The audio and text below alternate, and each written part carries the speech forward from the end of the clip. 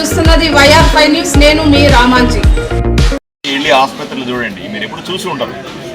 ప్రభుత్వ ఆసుపత్రికి వెళ్ళి చూడండి వసతులు ఎలా ఉన్నాయో. మీరు తల్లి పిల్లల హాస్పిటల్కి వెళ్ళి డెలివరీలు ఎలా అవుతున్నాయో చూడండి. బ్రహ్మాండమైన ఫెసిలిటీస్ ఇస్తా ఉన్నాం, ఇంకా మంచివి ఇస్తాం. బయట దొరకని చికిత్సలు కూడా ప్రభుత్వ ఆసుపత్రుల్లో చేసి చూపిస్తాం. బయట లేని వైద్య సదుపాయాలని ప్రభుత్వ ఆసుపత్రుల్లో చేసి చూపిస్తాం. ఇదే లక్ష్యంగా పనిచేస్తూ ఉన్నాను. 100కు 100% నెరవేరుతుంది. ఇప్పటికీ నేను 25% నా లక్ష్యాన్ని చేరుకున్నాను. ఇంకా 75% చేయాల్సి ఉంది. చేసి తీరుతాం. అందరూ కూడా ప్రైవేట్ ఆసుపత్రుల్లో డబ్బులు పెట్టి చాలామంది వస్తారు నా దగ్గరికి. సార్ ఇన్ని వేల రూపాయలు అయిపోయినాయి, లక్షల రూపాయల డబ్బులు ఖర్చు అవుతా ఉన్నాయి, పెట్టుకోలేకున్నాం. అవసరమే లేదు. ప్రభుత్వం అన్ని హాస్పిటల్స్ని మెరుగు చేసే పరిస్థితుల్లో ఉంది. కాబట్టి అందరూ కూడా ప్రభుత్వ ఆసుపత్రులను వినియోగించుకోవాల్సిందిగా నేను విజ్ఞప్తి చేస్తూ ఉన్నాను. దాతలకు కూడా చెప్తా ఉన్నా, ఒక బర్త్డే చేస్తారు. నేను చాలామంది బర్త్డేలకు వెళ్తా ఉన్నా. ఆదంలో ఒక బర్త్డే 1,00,000 రూపాయలు పెట్టి బర్త్డే చేస్తారు. ఒక చిన్న పార్టీ అంటారు, ఒక పెద్ద అండా బిర్యానీ అంటారు, 50,000 రూపాయలు ఖర్చు పెడతా ఉన్నారు. చిన్న పెద్ద ఇంట్లో ఏ వచ్చినా సరే లక్షలాది రూపాయలు ఖర్చు పెట్టి పండగలు చేస్తూ ఉన్నారు. అయ్యో ఒకసారి ఆలోచన చేయండి. ఊర్లో ఉన్న వాళ్ళందరినీ నేను రిక్వెస్ట్ చేయాలి. ఎంతోమంది దాతలు ఉన్నారు, ఎంతోమంది డబ్బులు ఉన్నవాళ్ళు ఉన్నారు, ఖర్చు పెడతా ఉన్నారు. మీ బిడ్డకు బర్త్డే చేయాల్సి వస్తే బర్త్డే చేయండి, నేను కాదల్లా. ఎంతో కొంత డబ్బుని ప్రభుత్వ ఆసుపత్రిలో చిన్న వస్తువు కొనివ్వడానికో, ప్రభుత్వ ఆసుపత్రిలో క్లీనింగ్ కోసం ఆయాలకు డబ్బులు లేవు అంటున్నారు, ఆయాలకు పారిశుద్ధ్యం ఇబ్బంది అంటున్నారు.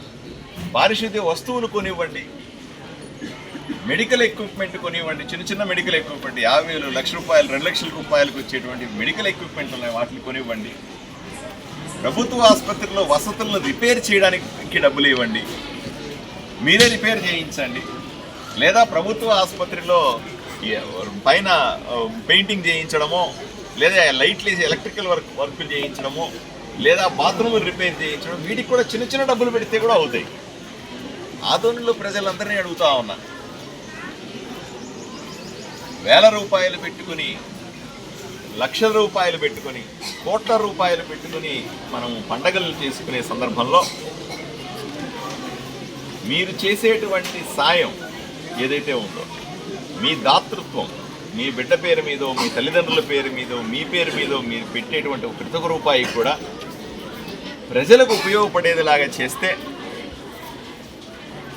ఎంత గొప్ప ఆలోచనగా ఉంటుందో ఒకసారి మీరందరూ కూడా ఒక్కసారి ఆలోచన చేస్తారని మీకు చేతులెత్తి వేడుకుంటాం.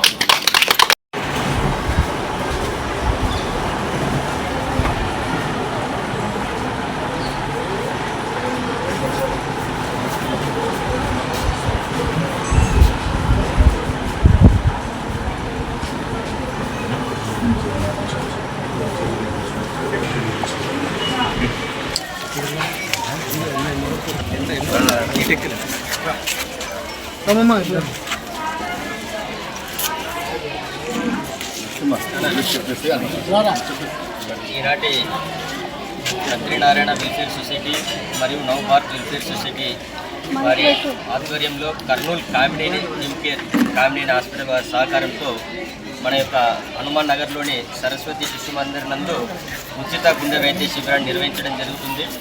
ఈ కార్యక్రమానికి ముఖ్య అతిథులుగా గౌరవనీయులు శాసనసభ్యులు శ్రీ డాక్టర్ పార్థసారథి గారు రావడం చాలా సంతోషకరమైన విషయం.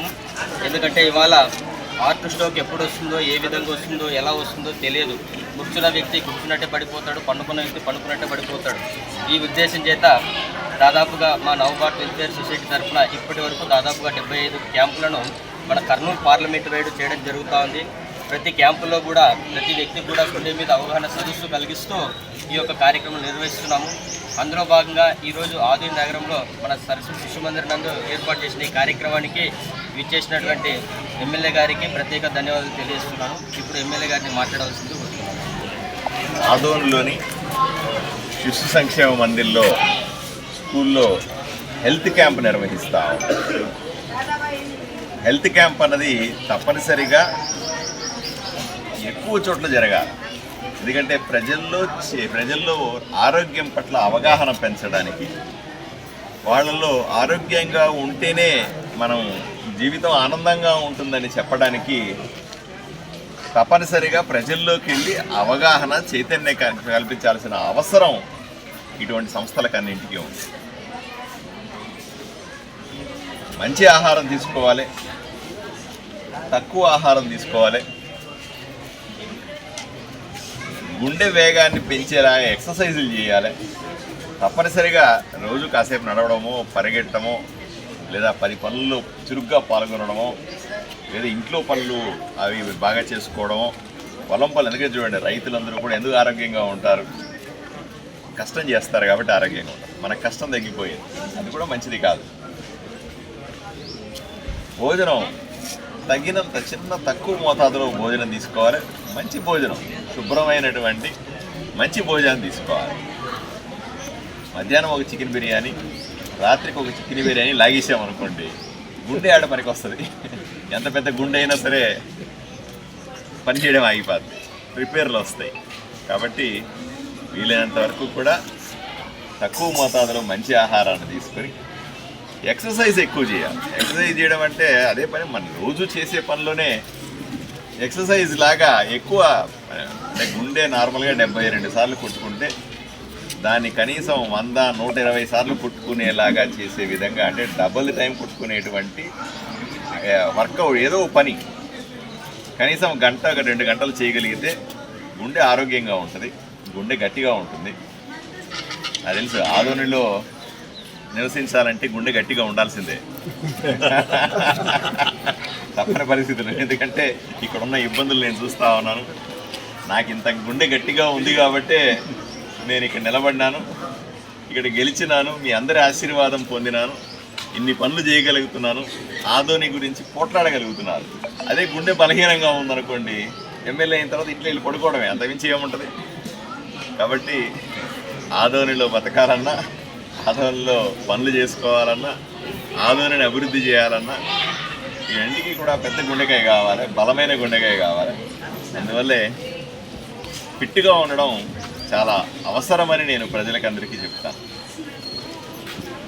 దయచేసి జంక్ ఫుడ్కు దూరంగా ఉండండి, ఇంట్లో భోజనమే తినడానికి ప్రయత్నం చేయండి, శుభ్రమైన భోజనం చేయండి, ప్రశాంతం కనీసం 6-7 గంటల పాటు నిద్రపోండి. దీంతో పాటుగా రెగ్యులర్గా ఏదైనా సమస్య ఉంది అని తెలిసిన వెంటనే చికిత్స చేయించుకోండి. డాక్టర్ దగ్గరికి వెళ్ళడం అలవాటుగా ఉండాలి. ప్రతి 6 నెలలకు ఒకసారి డాక్టర్ దగ్గరికి వెళ్ళి చెక్ చేయించుకోవడం తప్పనిసరి.